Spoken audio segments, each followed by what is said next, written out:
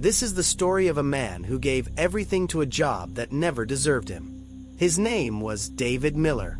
For more than a decade, David Miller worked the night shift as a security guard, watching over a company building that stood tall during the day but whispered secrets after dark. He was 38 years old, pale from sleepless nights, his dark brown hair already streaked with gray. His eyes were sunken, bloodshot, haunted. He wore a navy blue security guard uniform, slightly oversized, with a silver badge on his chest, a black utility belt with keys and a radio, and heavy black boots that echoed against the empty floors. His face was rough with stubble, tired, unshaven, and in his hand he carried a dim, flickering flashlight. That light was his only companion. And tonight, it would become something more. The building was silent. Too silent. David Miller moved through the halls, his boots thudding against the tile, the sound warping and stretching until it felt like the walls themselves were listening. The air hung heavy, stale, colder than usual. Every camera he checked on the monitors crackled with static, distorting the familiar corridors. And within that static, shadows twitched. Shapes formed, and vanished again. He told himself he was only tired, that the job was finally getting to him. But then he heard it, a faint knock, somewhere far down the cubicle maze. David Miller gripped his flashlight tighter, the dim beam stuttering as if it too feared to stay lit. He followed the sound, weaving through rows of overturned chairs and desks littered with papers.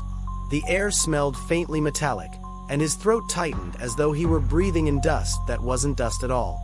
He turned a corner and froze.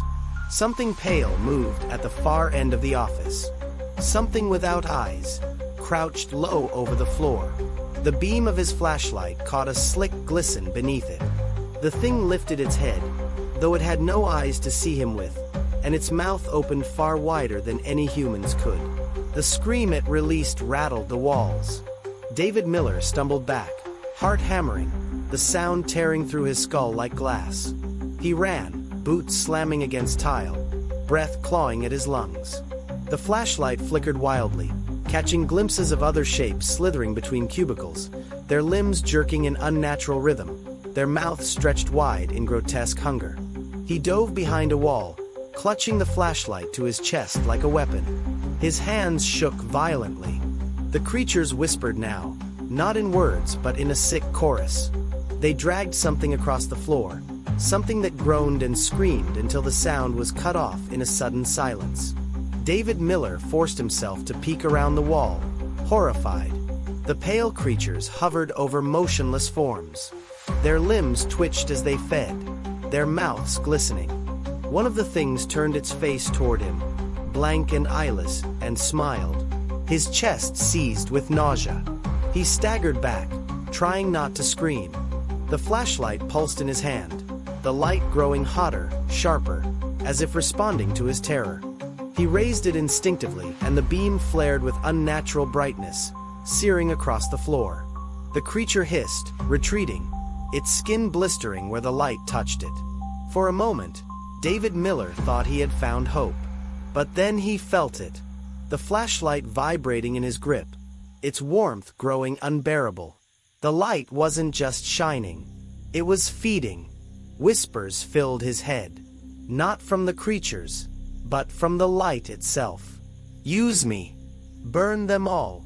He dropped the beam, horrified, clutching the handle with blistering fingers. His veins glowed faintly under the skin, crawling up his wrist. The light had already begun to seep into him. The creatures laughed from the shadows, their voices low and mocking. They weren't afraid of him. They were afraid of the weapon. But they also knew the truth. The weapon was no ally. It wanted him as much as it wanted them. David Miller stumbled deeper into the building, lungs burning, mind fraying at the edges. Everywhere he turned, the halls bent and twisted, doors leading to places that shouldn't exist, corridors folding into themselves like a maze alive. His flashlight flickered, showing glimpses of impossible spaces. Stairs that led nowhere, offices filled with walls clawed raw, windows that looked out into endless dark. The hunger inside the light grew stronger. Sometimes, when his hand shook, the beam would lash out uncontrollably, searing walls, burning furniture, melting glass. Once, it caught one of the creatures full in the chest, reducing it to ash in a scream of agony. But the rush of that power made David's heart pound with something close to ecstasy, and he hated himself for it. He was fighting two enemies now. The creatures outside, and the cursed weapon in his hand. Hours bled together in chaos. He barricaded himself in offices, only for the creatures to scratch and gnaw at the doors. He fought with the flashlight, burning them back, each use leaving his arm blackened with crawling veins.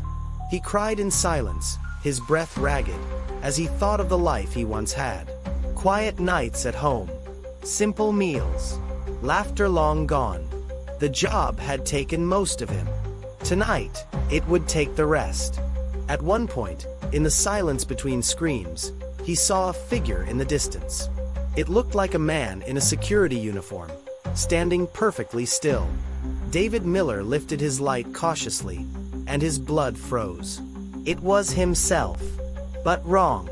His reflection skin glowed with molten veins, his eyes burned with blinding white light, and the flashlight wasn't in his hand. It was fused into it, part of his body, as though his bones themselves were weapons. The reflection smiled, lips splitting unnaturally wide. "You will become me. You already are me." David screamed, turning away, but the voice followed him, inside his head, inside the walls. Everywhere. The building was showing him his future, and it was inevitable. The veins in his arm glowed brighter now, stretching toward his chest. Each use of the light brought him closer to losing himself. The creatures knew it too. They lingered in the darkness, watching, waiting, not for his death, but for his transformation. When the breaking point came, he was in the lobby, his body failing, breath shallow. The creatures circled the edges, whispering, grinning. The light hummed in his head like a storm, screaming at him to surrender, to shine forever, to let it consume him. He fell to his knees, clutching the flashlight. Tears streaked his ash-stained face. He thought of the people who had died here, the ones he couldn't save, the ones who screamed until silence fell. He thought of the company he had wasted his life protecting, and how meaningless it all seemed in the face of this nightmare. But then, through the despair, came defiance. If he couldn't win, he could deny them victory.